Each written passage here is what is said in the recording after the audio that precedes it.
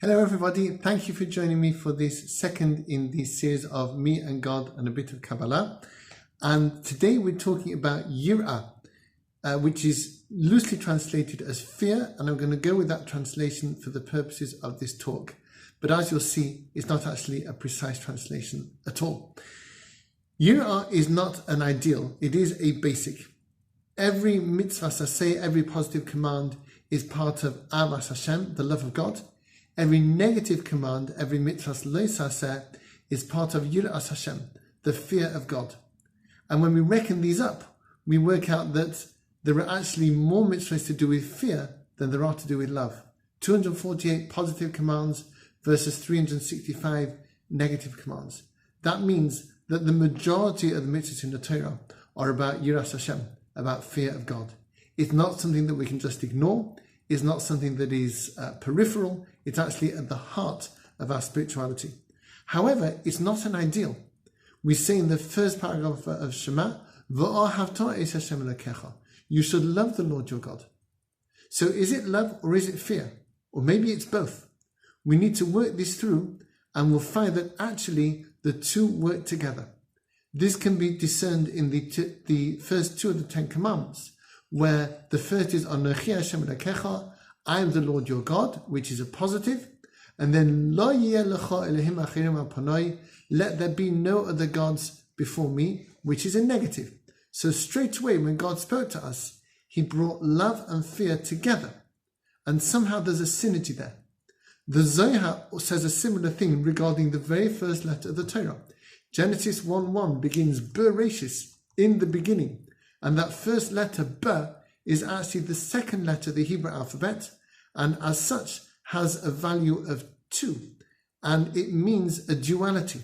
And the Zohar says that this is the duality of Avas Hashem and Yiras Hashem, love of God and fear of God. So clearly, this idea of Yir'ah, of fear, is a very, very important and central one. Why is it so important? And what can we achieve with it? So the Nesiv Shalom, in his dissection of this idea, says that we can understand that Yiras Hashem, the fear of God, and this whole idea of fear is something that we've got to use to advance towards God. Ideally, as we've seen, it's about a love relationship with God. That's what we're working towards. But if God just created us perfect and had us fall in love with him that way, we would have put nothing into that relationship. And a proper love relationship works with input from both sides. Therefore, God created within us an ability to do harm, and sometimes even a wish to do harm to ourselves by indulging our animal side, or to others, or to our relationship with God. And when we overcome that negative drive within ourselves and do the right thing, then we are working on our love relationship with God. He says further that our souls are so pure that there has to be this negative drive. Otherwise, we would be so in love with God that again, there'd be nothing we could put into that relationship. So we have this negative side within ourselves. We have these drives to do harm. And when we overcome them and do good, then we are working on our love relationship with God. And the way we overcome our destructive side is through Yir'ah. And there are different levels to this Yir'ah, as we will see. First of all, the lowest form of Yir'ah is simply Yiras ha'onesh, the fear of punishment. This is quite basic. It's not the best, but it is a mode of interaction between us and God. And if it gets us to a good place, well then so be it. Yiras ha'onesh is simply, if I do a bad thing, I will be punished by God. And for example, if somebody wants to eat on Yom Kippur because they're hungry and they've been fasting, and then they think, if I eat on Yom Kippur, I'll be punished, and therefore I won't eat. That means they put effort into their love relationship with God, motivated by the fear of punishment if they don't. It's not a brilliant relationship, but it's achieved the goal of allowing the person, enabling the person to observe the Yom Kippur fast to its conclusion. Slightly above Yiras ha'onesh, the fear of punishment, is Yiras chet, the fear of sin. And we actually pray for this in Birkas HaChodesh, in the blessing of the new moon that we say on the Shabbos before every Rosh Chodesh. We ask for Chai sheyesh behem yiras shamayim v'yiras chet. We seek a life in which there will be fear of heaven and fear of sin. Fear of sin means that we are afraid of sin because we know it will do us harm. And this is a graduation beyond yiras ha'onesh, the fear of punishment. The Nesiv Shalom explains with an analogy.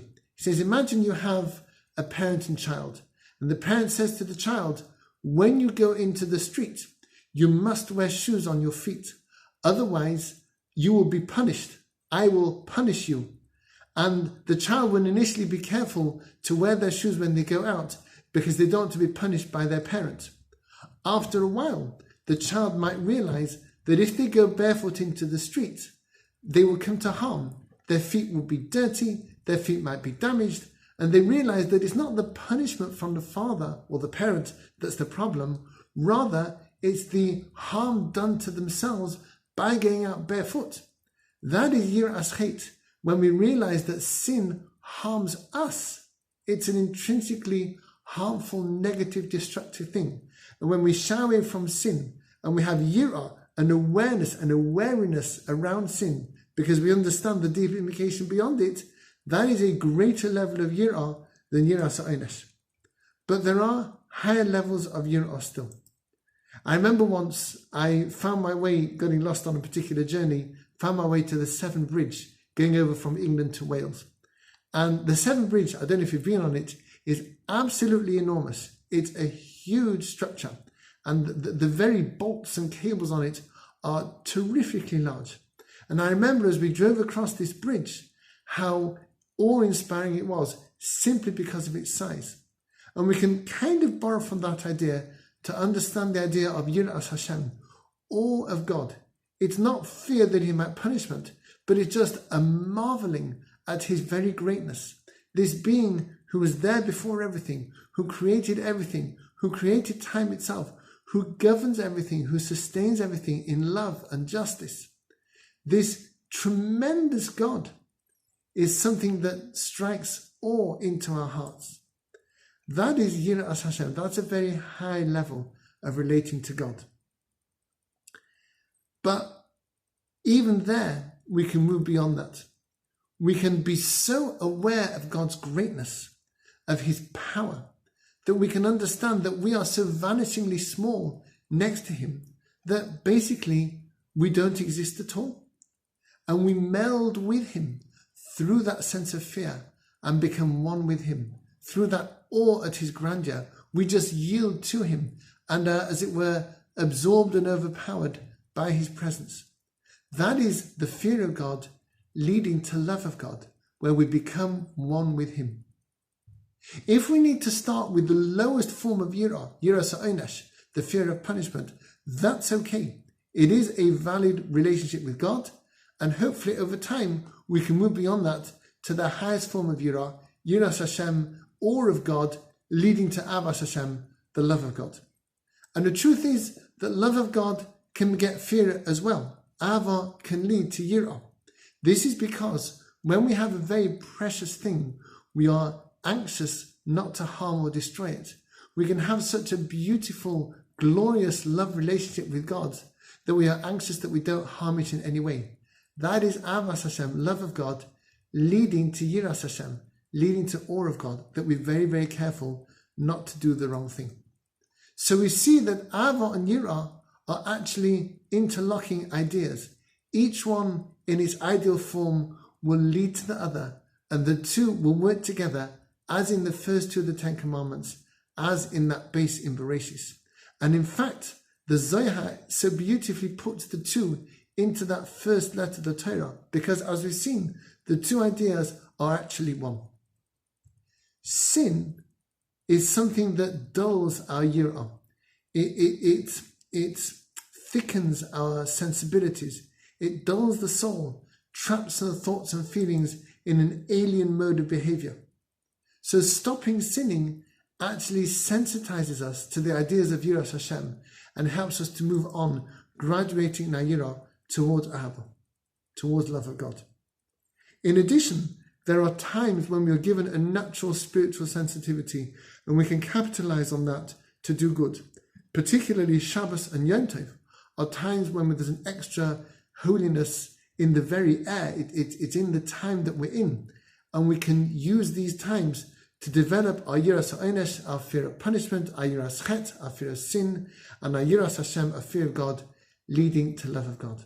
But truth is, even if it is a Shabbos, even if it isn't a Shabbos or Yom Tov, anytime we like, we can choose to desist from sin. We have that power. And we can develop yiras Hashem through that. We can develop fear of God through that.